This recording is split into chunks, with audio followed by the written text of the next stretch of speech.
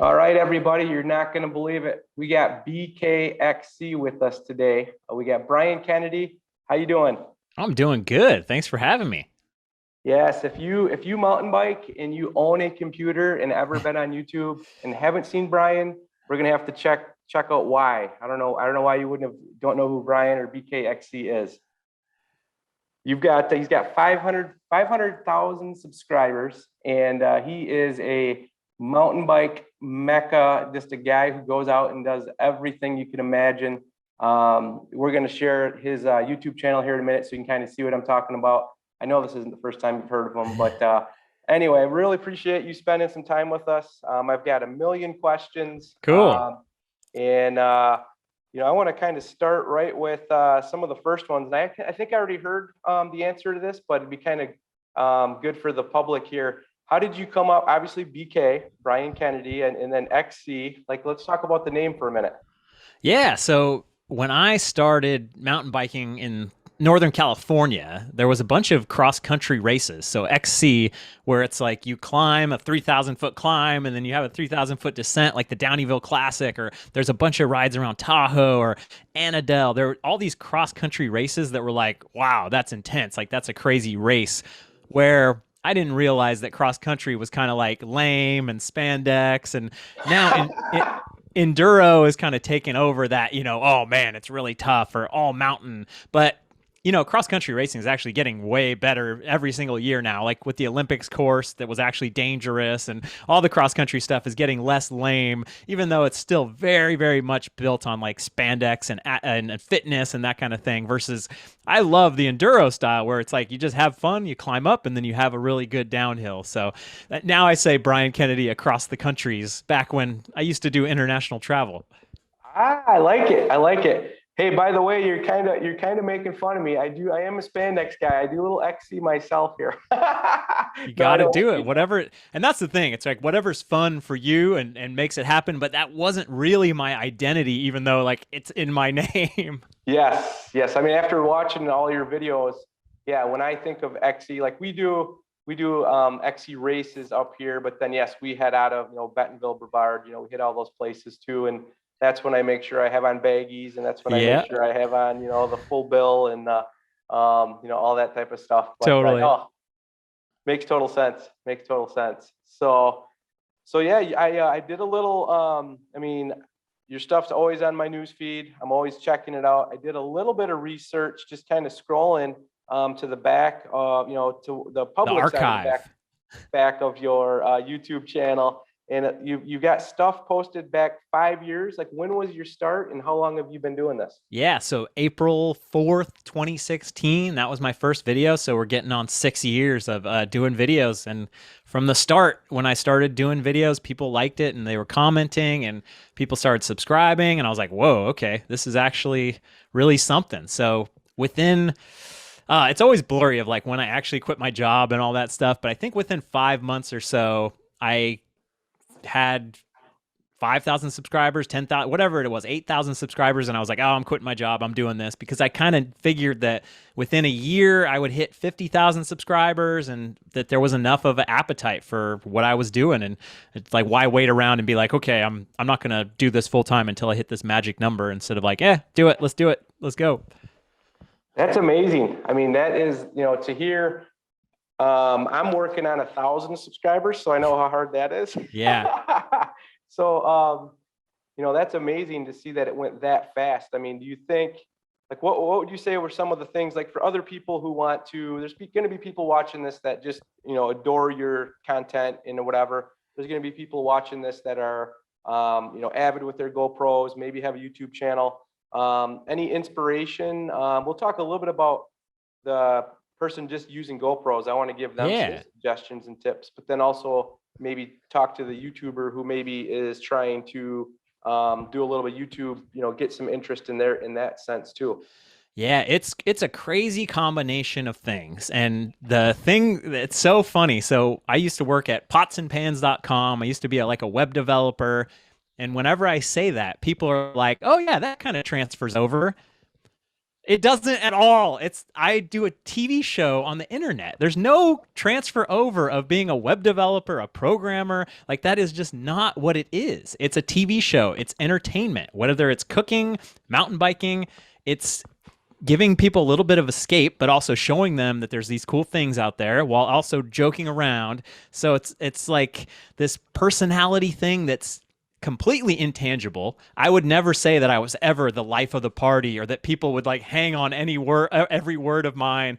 I always like to be funny. I always like making people laugh, but the whole YouTube thing is very much like this weird personality based good looking people. Oh, I'm so good looking and people like to listen to what I have to say. It's complete bizarre thing because you'll see plenty of people that are really good at it and like, wow, why doesn't this person have more subscribers? Then, you can be naturally good at it, but if you don't treat it like a job and do several videos a week. When I first started, I did 3 videos a week, which is just absolutely unbelievable. For the first 3 or 4 years, I did 3 videos a week, which I can't even wrap my head around. I didn't even take breaks. I would do like a live stream to like fill in for a video. But if you're willing to do 3 videos a week, you'll hopefully get up to speed and get it. But then there's still people that do 5 videos a week and then no one's still watching. So you have to try, you have to treat it very seriously. You have to treat it like a job if you want it to become a job. I know plenty of people that are like, well, if the YouTube channel ever turns into anything, that's like saying, oh yeah, well, if my surgeon career ever turns into anything, it's like, you're not like, you do it. You either doing it or you're not doing it. But then it's just like TV shows. They come and they go and they get canceled, and NBC greenlights this show and it just wallows around for 2 seasons and nobody likes it, like Seinfeld. And then all of a sudden it's the biggest show on television. So entertainment is just the most bizarro, weird thing. And you just make hay while the sun shines. I hear you. Yeah. I've got a couple friends who are, he's probably going to be watching this for sure, dabbling into it, and he's picking my brain, and I'm going to meet with them and teach him the ins and outs. And because we got a real estate YouTube channel as well. Yeah. And we use it kind of as like a library where we put up informative videos that we use then in links to emails, not so much to try to find us on YouTube, but as our library of video content. And anyways, I was speaking with him a little bit, and he's super gung-ho, and I love that he's super gung-ho. Yeah. And I even said to him today, I'm like, you have no idea what you're getting into. You have no idea the dark hole you're getting into right now. Totally. And so much of it is, can I make you feel something? Can I make you feel something, whether that you got educated, that you got entertained, that you were scared, that you were sad, that you were happy? So much of like giving a feeling is such a huge part of it. And then me getting something out of it too. It's like, I'm not going to do this unless I'm getting something out of it and people are responding and watching it and giving good comments and emails. So then I get something out of it. And then the cycle can continue to not be totally burned out and make good stuff that people love to watch. Sure. Yeah. You've nailed it. And obviously you're doing awesome. One of my next little questions on here that I've got too is the fellow YouTubers that you have become really good friends with and collaborate with. Talk about that a little bit. Talk about some of your travels and how this has opened up some doors for probably lifetime long friends.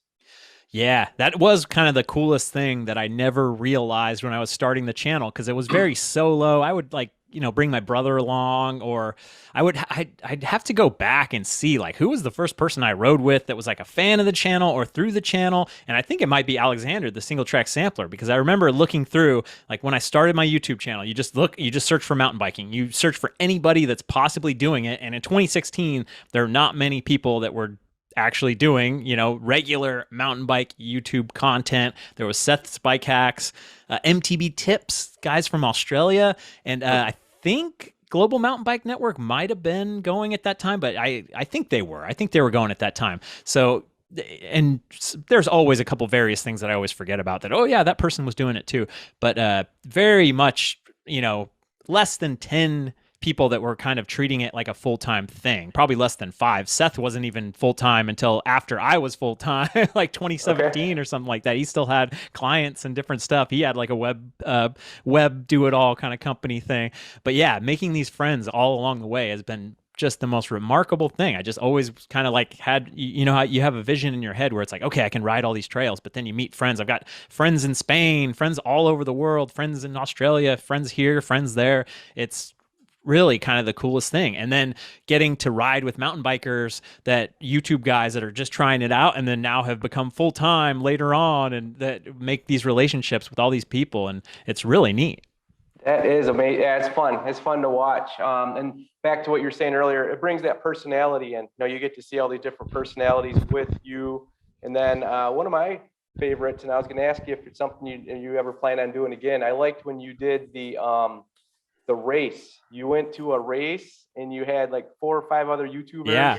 And it was like, hey, which YouTuber is going to get down the hill the fastest? It was I think it was a Totally. stage race. EWS the EWS 100, so Enduro World Series, maybe not every single one, but on most of the rounds that they do all over the world, they let the common folk race the race earlier in the day. So it's like we like chomp up the whole track, or maybe it was the week before. I forget exactly. No, I think it's just earlier in the day. We get to race the same course that the pros are going to race, and you have to be like off the course before a certain time and all that stuff. And that was awesome. But it was 2019. It was in the before times. And then the Whistler Enduro, that got canceled in 2020. I don't think it went off on 2021. I probably wasn't even allowed to go to Canada. So when we did that, I was like, this is so cool. We got to do this every single year, because the Whistler Enduro was intense, but really good, and some crazy tough sections, but some amazing sections. So I definitely want to get back this year if it's going to be open again. We'll see. And then also these things sell out. Enduro races, like printing money, they just sell out immediately. They're like $300 to enter. It's quite that they're making hay while the sun shines, but it's kind of like, what the heck? Yeah. It's over. Yeah, that was so cool to watch. Like I like the competitive juices that came out of you as well. You know, like, you got to be competitive. I knew that, but I'm like, he's competitive. He's going after this.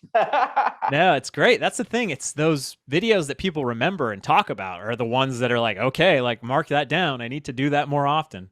Sure. So out of those, I mean, I don't want to put you on the spot or whatever, but I mean, you got like probably 3 or 4 of the guys that you stay in touch with nonstop out of the YouTubers, and you, how far are you guys apart? How often do you guys try to meet up or collaborate? Or man, it's funny how isolated it turns into sometimes, and you don't text your friends. And like, I'm bad about that with like some of my best friends that live like 10 minutes up the road, and I never text with them. So the people who are, across the country, but then, they come out with a video, and then you text them, hey man, that video was so cool. And then you kind of pick up right where you started again. So like the last time Alexander and I hung out was probably last year around this time in January. We went to St. George, Utah, and we text here and there, and we're close, but it's so funny how you drift and you come back and you drift. And especially YouTube's it's way more isolating than you would think, because you're just like, okay, what's the next video? What's the next thing? I'm working on this, and how can I plan this? So especially for me, where it's like I've got to have like a full docket of everybody that does a YouTube channel, but it's more like these international plans and logistics of, that got canceled, so I need to swap this in and stuff. So excuses, we all could do better with our friends. No, I know what you mean. Definitely. I mean, we got a cycling team, 40 different people on my team. And, I look, when's the last time I had lunch with that guy? I'm like, oh man, and so I get it totally. But yeah, and like you said, the YouTube thing, I love it, you love it, and you're doing it at 100 million times higher level than me, and I know how much time it takes, to be locked in that editing, room, and messing with it, and so yeah, I totally get it. So let's see here. I want to talk about the 50 state shred. That was like, wow. I mean, that was like, you talk about waiting for the next one, can't see the next one. And let's talk a little bit about this. Was there some that you couldn't wait to get to? Was there some that I'm sure there's a lot to be said about this topic. Yeah, it's that's so cool to hear that, because I felt like that anticipation was building, and people would be like, okay, he's going this way, so he must be doing this state next, and then I would like turn around and go back home, and then I would come back, and it was really cool because I got 49 states. Or Hawaii was closed down, which Okay. sucked, but I did get to Alaska even during 2020. They were open for business. So, but man, Hawaii was just and it's funny because I had been to Hawaii and did a video the year before. So it's like I've kind of done all 50 states on my channel. So that's still pretty cool. Nice. But yeah, the funny thing is like everywhere I went, I met great people. The writing wasn't the best everywhere. And that's, there's a couple places like South Carolina where I was like, what is this? Why did so many people say this was good? And I didn't really like it that much. But then there's other trails in that area because I went by myself. And then there's other actual whole trail systems that are like probably better. So I got to get redemption on a couple of those places. But a lot of it was kind of just to be like, hey, I've been there, I've done it, I've kind of done the whole swath, and now I want to focus on the best of the best of the best, and focus on the world's best trails. What did you use? What did you use to pick the trails that you were going to hit in those states? Just like MTB projects, or all trail forks, or 95% of it was emails from people. And okay. I've gotten so many emails. I've always gotten really good just interaction from everyone. And I've always kept a list. And especially January 1st, 2020, when I put out the video, like, hey, I'm going to go 50 states, like I got hundreds and hundreds of emails that I had to like sift through, and really good information. Some people with like no effort email, but some people with like high effort emails. And then there's like 20 people emailing about the same place. So like, okay, this person emailed me first, so I'm going to do that. Like, it was a crazy logistical nightmare, but it was good because then I got an email from almost every state. Louisiana, Mississippi, some of those places where it's like, oh, is anybody there? And yep, there were people there. And then some even weirder things about like Washington. I had a good buddy that I rode with there, and we'd been in contact before, but like some places you would never imagine to have like total radio silence, where it's like no one watches my videos, no one sees this, no one like has a suggestion for a trail up there, or like they don't think they'd be fit enough to ride with me or something like that. So it was very bizarre and interesting and cool experiment to have the flood of all the user generated information and ideas, and like, oh, let's try this and try that, and it worked out.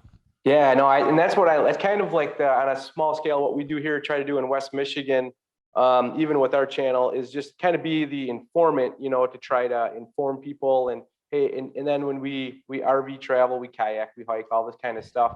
And that's kind of what I'm after, is like trying to help people find that go-to thing, and like, oh, that looks cool, let's try that out, and so to hear that your users, I mean, that's where it's at, like the users being able to kind of, pour back in and say, Yeah.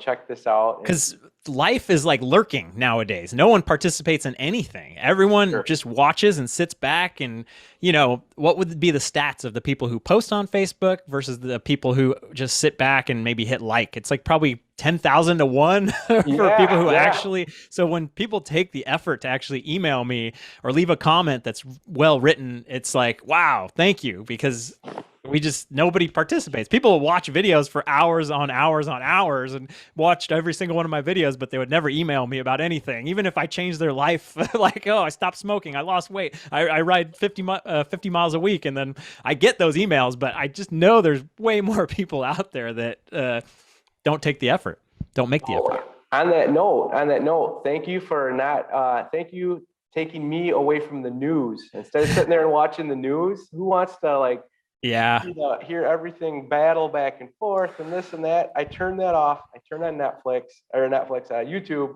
and boom, let's watch this. Let's watch that. I mean, I think that hopefully there's a lot more people like that, and I know there is, friends of mine, and like I say, it's hard to measure. It's hard to measure that, but at this point, you've seen the perks of it, and on our small scale, I get approached in the parking lot. Cool. And it's kind of cool. And I told a couple buddies of mine where I'm like, kind of embarrassing. I don't know their name, and they know my name, like we're best friends. Good problem, bad problem, you run into that a ton, I'm sure. But it's cool. You're inspiring me. I'm hopefully inspiring a couple others. Exactly. What a cool thing.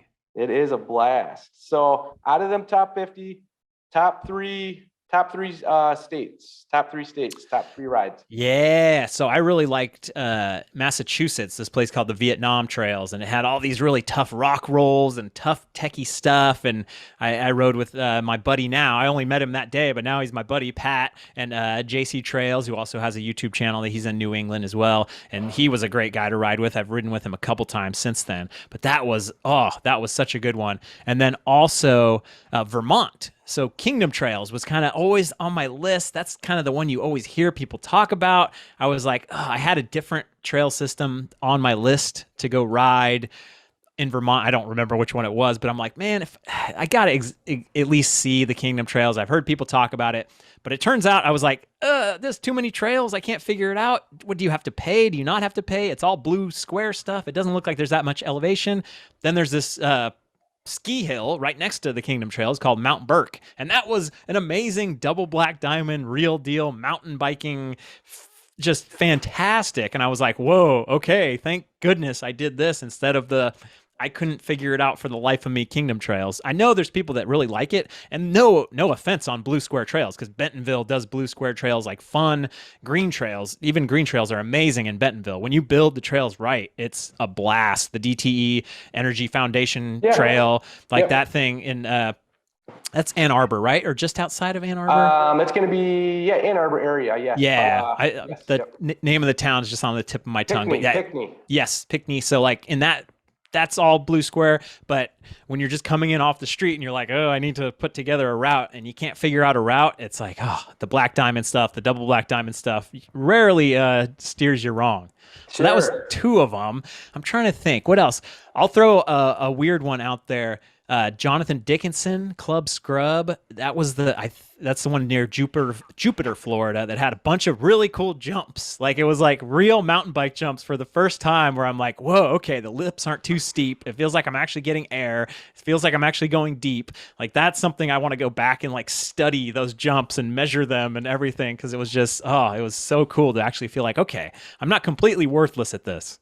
Is that the one that you see on YouTube that has like the lakes around it, almost like little peninsulas? Or is that a different? That's different. So there's a couple of the there's like Lois Harp, there's Bomboyette. Those are all like kind of further south, and Alafaya, like that one has a couple of those as well, I think, with the gators actually in the water. Like if you just stop and look for a second, you'll see all the alligators. It's amazing.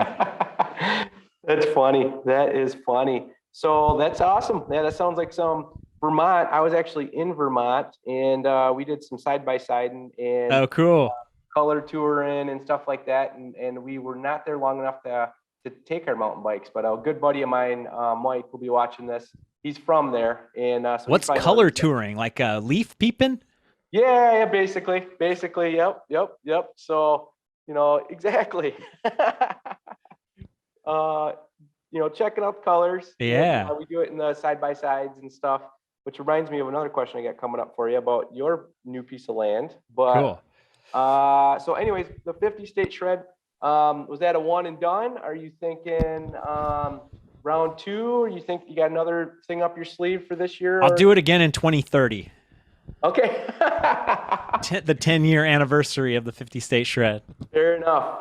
Yeah, because that's a lot of traveling and a lot of work. Speaking of traveling, your van, I've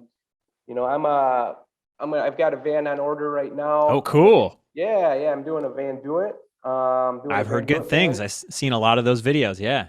And so I'm kind of excited about that. Tell us about your van and maybe how it's, kind of where it came from, where it's at. Yeah, actually, I'm having a video come out next week. It just came out on Patreon yesterday, but more upgrades, because I've been in the van for 2 years now, a little more than 2 years. Yeah, it was November 2019. So yeah, two plus years, almost 70,000 miles on my van in 2 years, and just a lot of little upgrades, big upgrades. The stereo system always has been less than, so I took that adventure on, which was crazy, but I actually got it going, I think. We'll see.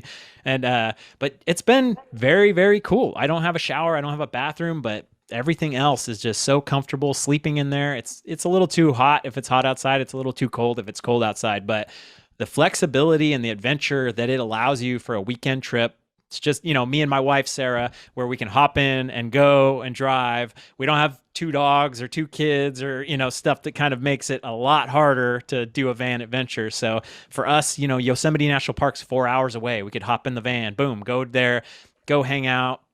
We don't have to stay overnight. We could sleep, right on a side road outside the park or stay in the park, camping spot, that kind of stuff.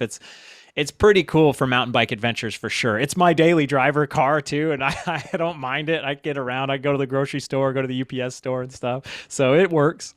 I'm glad you just said that. So I got a question for you on that then. So we have a Mercedes. We've been like a Mercedes C-Class, Class C.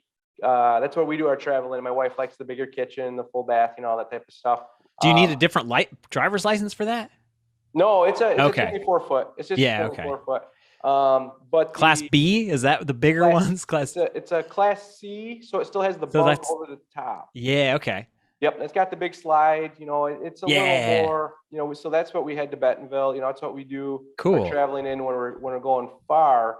I'm gonna get a van. That Van Do It for the guide day trips. We do. I think I was telling you 2 weeks, 2 days a week. We're putting on group rides, and I'm doing tailgating out of it and promotion and stuff like that. But I am going to.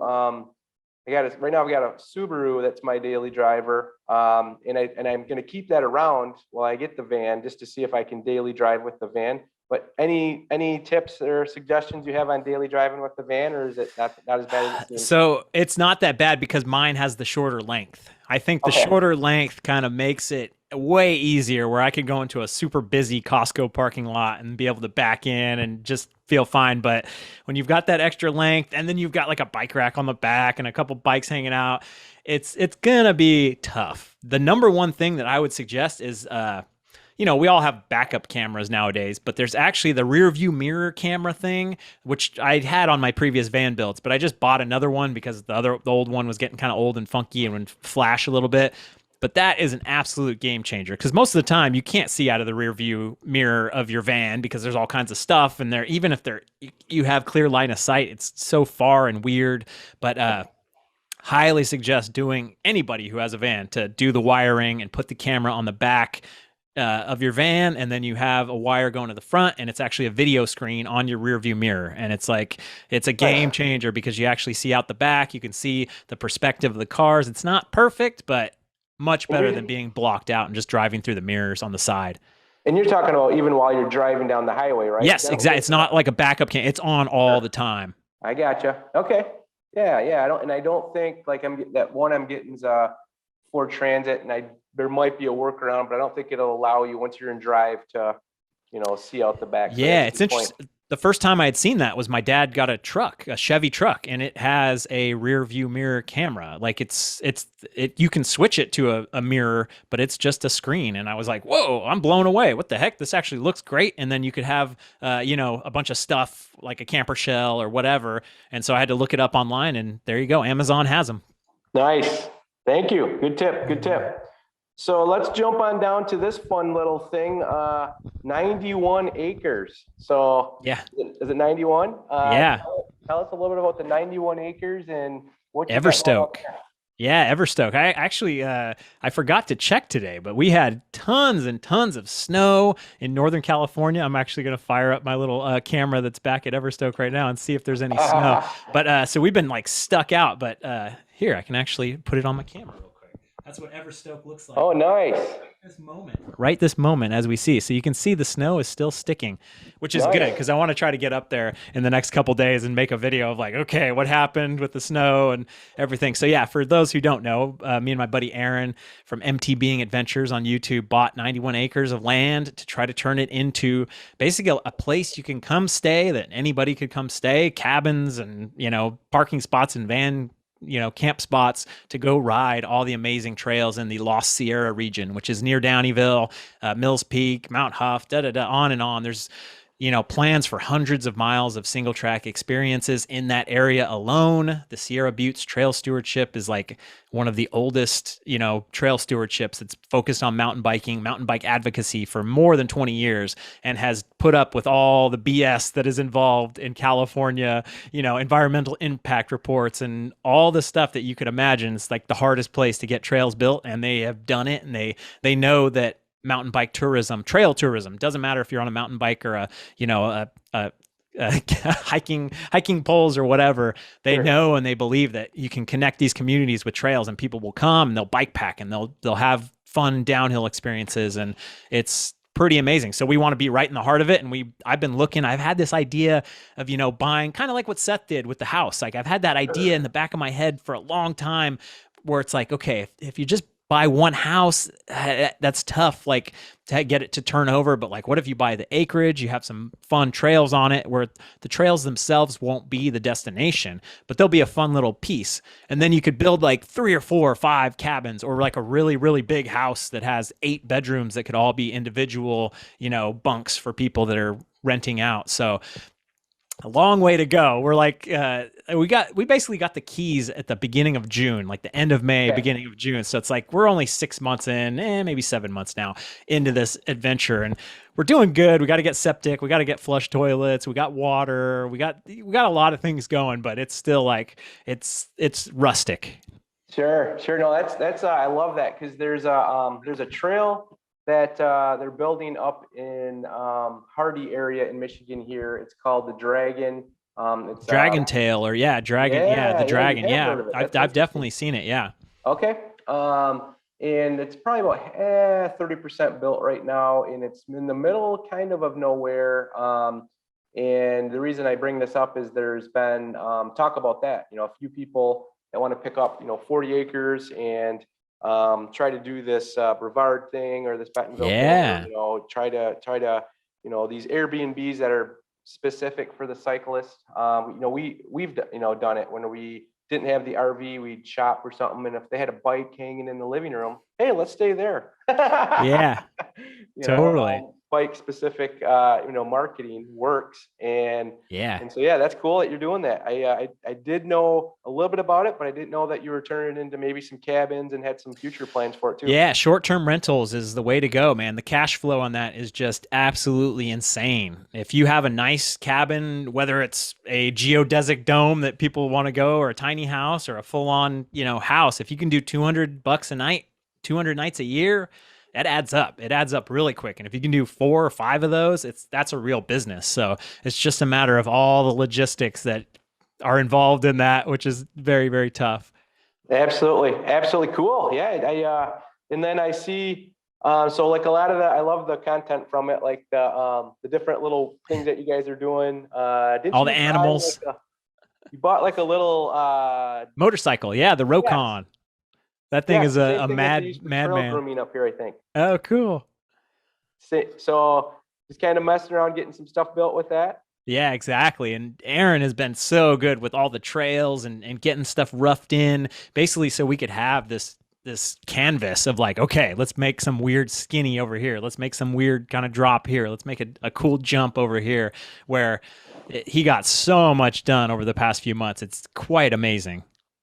Cool. Very cool. I'll be looking forward to watching what you do there. Yeah. And watch some of the things pop up, as you put up little cabins and such. My wife wants to build we're on 8 acres here, and she wants to build a reading cabin out back. Oh, cool. We thought about that. You could literally Airbnb it. We're that way. We'll go and grab something for $200, $300 a night. And if it's a special experience, that's the thing. You can make something that's pretty special, where it's like, and you have 4 or 5 epic mountain bike rides within an hour's drive, a little bit more, a little bit less. Sometimes it's pretty much lights out for, hey, this is a special experience. It's not just another random Airbnb. Exactly. Hey, one of the other topics here I wanted to kind of just briefly touch on, somebody who's been watching, and especially made it to this part of the video, they're a super fan of you, and they have a GoPro, want to buy a GoPro, all that kind of stuff. I'm actually gonna probably put a video together here in the next month or so, just with like some real basic tips that I'm gonna say that might save some people some time and whatnot. Where you might be able to agree with this. Where I used to record everything, and maybe Yeah. maybe you do, but like I think that's my biggest tip is like try to only record the highlights. And that sounds weird, It's but tough. so what are some of your like tips for somebody to jump into this but not have it consume their life? Yeah. Well, that's the funniest thing. I would love to see the stats from GoPro Inc. of how many GoPros were turned on once and used once and then never used again. Like they had Exactly. one firmware update. I mean, it has to be 80%, 90% of GoPros that they built this company on something that like, oh, that looks cool. And then you never do it because editing the footage is so crazy. They've made Yes. software to like be like, okay, automatically edit the footage. At least then, but then you watch it back and it looks kind of crappy and it sounds kind of crappy. So Sure. it's very tough. And it's very tough on uppy, downy trails where you're like, where is the highlight? If you're in Pisgah and you're just doing a big road climb for 2 hours and then you're like, Right. okay, now the downhill starts here, you can record everything because the whole thing is going to be decent. But if you're just kind of like, just going up and down, wait, is this something good? Is this something good? Like those are brutal on me. Like I'll come back with 3 hours of footage and I'm like, oh God, here we go. Here we go. Yeah, actually, I should have thought of that when I was saying that. Like your style of videos are start to finish, and that's why I love them. So I'm actually Yeah. kind of contradicting what I just said. I Like, try to, and then the main thing is you hit record when you have something to say, something that moves the story forward. If you just hit record, like if you just hit record and just go, you're going to capture some really cool stuff because there's plenty of stuff that I don't capture when people say something funny or something happens spontaneously because, oh, I wasn't recording because I'm not going to record all day and have to edit all that stuff. So if you pick your spots and be like, okay, here we go. We're starting the climb here. Oh man, it's hot. Okay. Oh, there's some snow on the ground. You know, you kind of can still capture the ride front to back, but just pick your spots little by little. that makes real good sense. Yeah, because the reason I watch, 30, 40 minutes long is because yours are, a lot of start to finish. And very much that quick editing. Like I just do very quick edits. If it doesn't hold my attention, I leave it. There's no reason. So a lot of the POV YouTube like mountain bike stuff you'll watch and you're like, what was this? Why is this in? Why are you leaving this in? What's happening? Is there anything happening? One of the things that you can do with my videos is like listen to them. If you can almost turn off the screen and you still have an idea of what's happening and there's always something going. I'm not always talking constantly, but if that footage that when I'm not talking, it really has to stand out as excellent. And that's the stuff that runs without me talking. Everything else is just me talking. So people in the comments are like, oh, this guy talks too much. But yeah, because everything else is garbage and you cut it and you lead it out and you're abusing people's attention if you let everything run too long. I love what you just said there too. Like I used to do videos and just use music and no talking, and then somebody kind of I forget what YouTuber I was watching that said, you don't want to make vacation memories. Yeah. You don't want to just make vacation memories, even if it's so scenic and so this and whatever. You just don't want to make memories. You want to engage the person, inform them, entertain them a little bit. Yeah. And I've seen the success of that where, turning the camera on myself just the other day when I did a icy road ride and I was talking about the studded tires and things like that. Yeah. And hey, these pogies work really good. They keep your hands warm and different things like that. Totally. People like that, and then they want to know that you're talking about the studded tires and the pogies versus just super scenic this and that. So that makes sense. Talking is key. It's funny because very, very rarely will I turn on a YouTube video and someone has about the same quality of audio and sound or video and sound as me. And I'm like, whoa, oh God, this guy figured it out. Oh, he's going to take my job kind of thing. Cause all of it's so bad. All of it is just so bad. So here's my suggestion. You get what I run is the latest, the GoPro Hero 10. I just did it for my first ride and I use the max lens mod, which makes it very big. So you can do software stabilization. So I don't have to use the gimbal anymore. I just do the GoPro 10 does all the software stuff, but that also takes the quality down to 2.7K, which is kind of lame. It's not as good, but then I just up res. In my projects in Final Cut Pro, when I edit, I just say, hey, this is a 4K project. scale everything up. So Okay. the video quality is probably not as good as it should be, but as long as it's bright out, if it's sunny, your video quality is going to be good. The thing with the max lens mod, it tanks in darkness. It's absolutely horrible, and it has been so like anxiety inducing for me whenever I'm riding in a dark place, when I'm like, oh, this is going to be crappy. I'm going to have to edit all this out. Oh God, this sucks. So it's tough compared to the normal GoPro. So if you don't want to downgrade your quality, I would highly suggest just running a full face helmet with the video camera on your chin. And then you don't have to you can do a little bit of software stabilization, but just run the Hero 10 and go from there, see what works.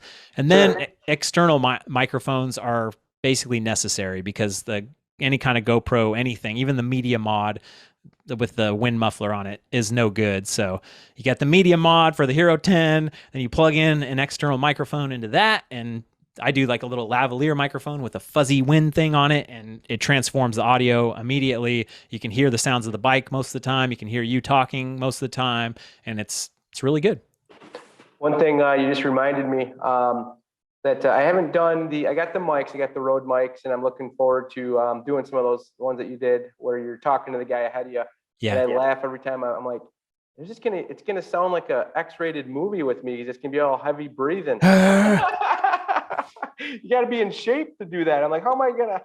Yeah. Move your head away from the mic. There you go. There you go. Oh, so let me try to think if there's anything else GoPro wise, but yeah, a lot of experimentation. That's what it is. You'll do it 10 times over and it'll be different every time. You're like, why did that happen? GoPros are so weird. They're very finicky. I would pay $1,000 for a GoPro if it actually worked more consistency versus $400 now, where it's like almost a disposable item that comes out every year, which is just so sad. But that is weird, yeah. It is what it is, and it pays the rent, so it's not bad.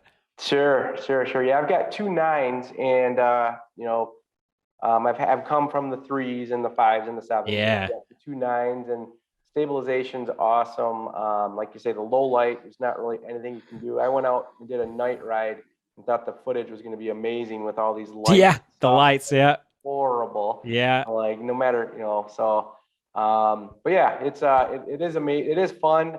It is a little bit of a learning curve. It's taken me years and years, and obviously to get it anywhere. But that's what I'm going to try to do in one of my other videos, is give like some real basics to get people to get them off take it off the shelf. It's all dusty. They bought, like you say, no firmware updates. It's been sitting in there. Yeah. It's been sitting in their office for 2 years. Get that thing out. Use it. Footage doesn't have to be perfect. You can just put it on a YouTube channel so that you can actually have a spot to put it. And I just would like to encourage more people to use it, but it's not for everybody, but it is a lot of fun. Totally. So, well, hey, my local buddies would be, one of them had mentioned, and be mad if I didn't ask, like when you coming to Michigan next? When we see you up here? I don't know. That's the $1 million question, because there's so many places and things where it's like, oh, okay, that's going to be an amazing ride, and oh, that's worth it. There's so many different things, like Wisconsin and Michigan. There's a couple different things that are on the list, especially that dragon thing. I want to see what the heck that's gonna turn into, but on the list right now, it's there's a lot of Canada, and there's a lot of stuff that I haven't been able to get to because of the pandemic. Sure. Yeah, I'm almost like as much as I love our lower Michigan riding, I'm almost like, man, what do we have that could challenge you, or that would, get you that enduro vibe? Yeah. That dragon, the 30% that's done is super fast and flowy. Cool. And they did a good job with, making the elevation work to where you could get some good flow and stuff out of it. And couple of the newer sections do have like A and B lines. Nice. So they're kind of given, that's one thing that local associations are kind of trying to do is a lot of us go out of state and then we come back and we're like, hey, we want some of this in state. Yeah, definitely. Why not? There's a lot of stuff you can build if you have the right trail builder and the right vision, and they're like, oh, you wanted that? Oh, okay, yeah, we could do that. Yeah, exactly. It's like You know, because when we go out of state, I mean, I purposely try to find some of that stuff so that when we get out of state, we're comfortable with the 3-foot drops and the, you know, this and that. You know, so we have amazing trails. We have amazing trails. And I'm, you know, especially to be in Grand Rapids, there's, you know, 6 or 8 of them all within a half an hour of each other. So we have it really, really well here. But yeah, Marquette, Copper Harbor, I mean, those are still like some of our favorite spots to go up to. I have to say that Copper Harbor and Marquette's probably best in the state. You know, like you mentioned, DTE, Potawatomi, some of that stuff over there is pretty good too. But Yeah. um, Yeah, Copper Harbor is amazing. It's just 13 hours from anywhere. oh, I know it. I know it. It's But there's crazy more and more all the time, and I was intimidated. I was like, "Whoa, this is real deal stuff." So I'm very curious how it's going to be when I get back there and like, okay, can I do this? Hey, let me ask you that. So, like, have you? I think I've seen a progression where, like, you know, you kind of have come. I mean, you all of a sudden are able to do all this big stuff, and you know, that's kind of something that's your. Was it a progression, or did you kind of talk a little bit about that? I mean, I think it's just been little by little because now it's like 6 years, you know, 5 years of full time where this is my job, where I'm not the most fit, but I definitely do feel like little by little by little, I've gotten faster and faster and faster. And I actually do feel very good on a bike. And my fitness is, everyone's fitness is always their limitation, but with tough, techie kind of, those kind of rides, I feel really good right now. And of course the Ibis Ritmo, always feel good on that. But it's been really cool over the past year or so. I'm like, yeah, I think I am a couple more levels up than I used to be. And I'm totally stoked on that. It's really neat. Even riding with different people where it's like, oh man, I got to find some more people that are going to dust me. But I always find people that are going to dust me, but it's pretty cool.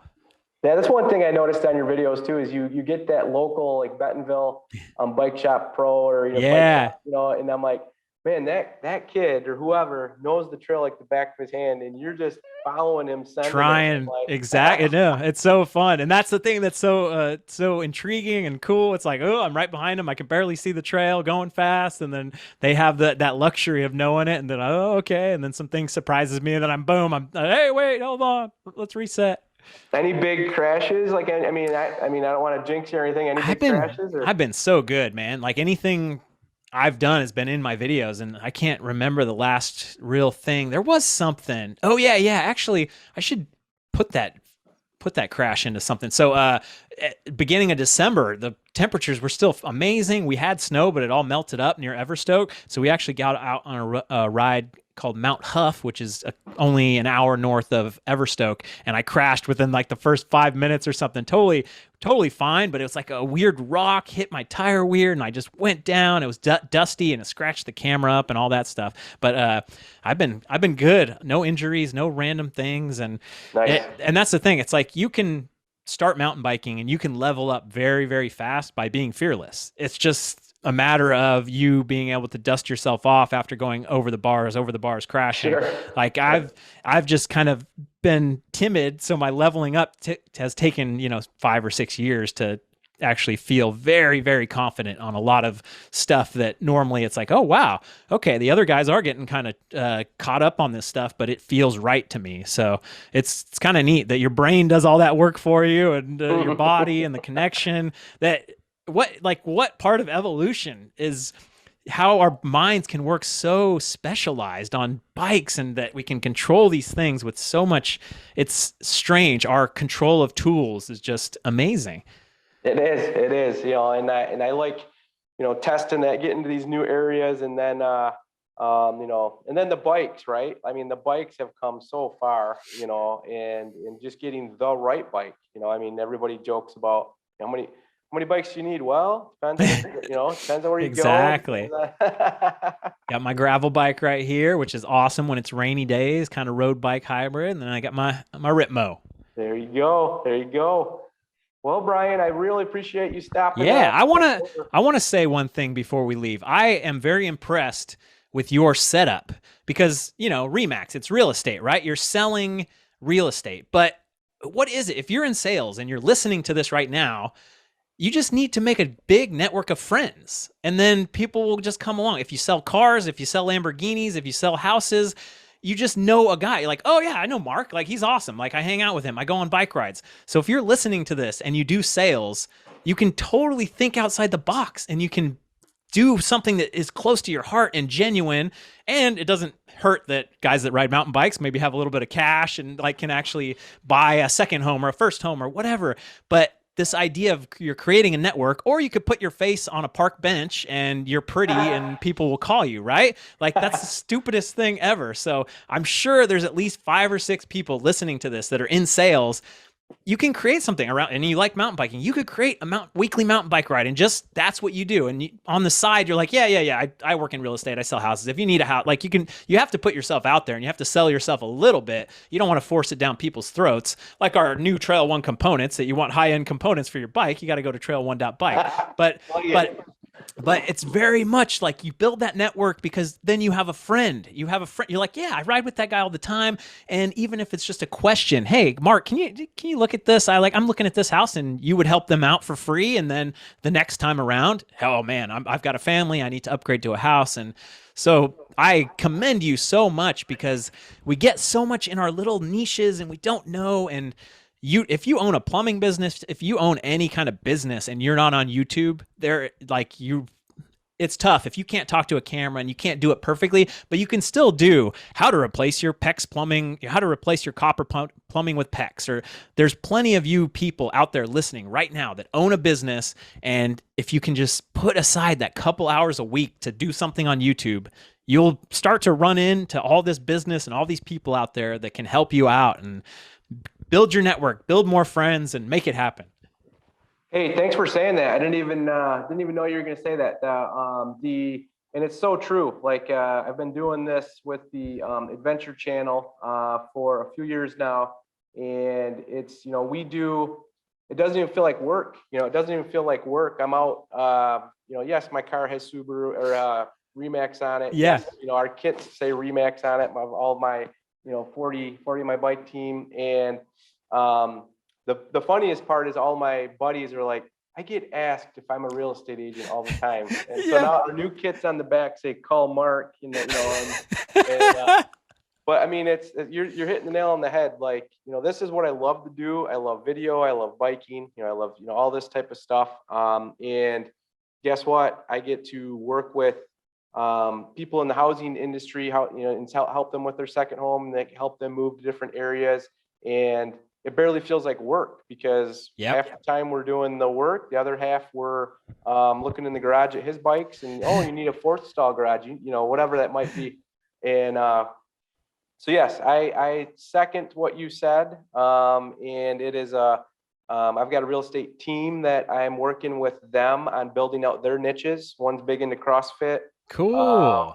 And one, a couple, one of them's big into hunting. One's big into like the boating and different things like that. And I'm like, guys, do what you love. I'm going to help you put a little bit of video around it. Yeah. And then it's just naturally going to turn into business. And even if can't be like, it's tough to be the face and to talk, but if you could write, or if you could take photos, or if you have a 13-year-old kid that could do it for you, and like, we're doing it together, there's a way to do it and change it or sponsor it. Just think outside the box to unlock all these people. There's these people out here that want to be your friend, that want to be in your network, and they're just there for the taking. Exactly. Even on Facebook, grab that phone, or Instagram, or any of these socials, grab that phone and talk for a minute, even if you're terrible at it. Yeah. And you don't have to upload it to YouTube. You don't have to start a channel, but if you just use video. Exactly. You're right. Advantage. The bite-sized, we could go down the rabbit hole big time, but yeah, Instagram and Facebook for just bite-sized videos of, hey, I'm under this sink and look at this. Look what I found. A freaking cat tail or a mouse skull was what it was. And you're always taking those videos and kind of always, oh, wow, this guy's funny. This plumber is cool. Like, oh, I'm going to call him up. I've seen him work on 5 different, I've got down an Instagram rabbit hole of local plumbers in my area, and this guy has these videos. One of the weirdest ones that caught my attention was that guy that does the recovery. Matt's off-road recovery. Doing the 4x4 towing in St. George. I'm hooked on, like, I'll watch an hour of those episodes, and Exactly. so anyways, thank you so much. Thank you so much. Love to catch up with you another time too and kind of see what's going on. My pleasure. And like I said, if you're ever in Michigan, look us up. We'll try showing you. I got some guys that could show you around. I would be the guy that would follow you a little ways, and then I'd be back in the parking lot. Yeah, we could have a Coke. When you hit the double black diamond, I'll be like, oh yeah, that's cool. I'll videotape. Hold the camera. Yeah. So yeah, appreciate it, Brian, and we will definitely be in touch. Awesome. Thanks so much, man. Thank you.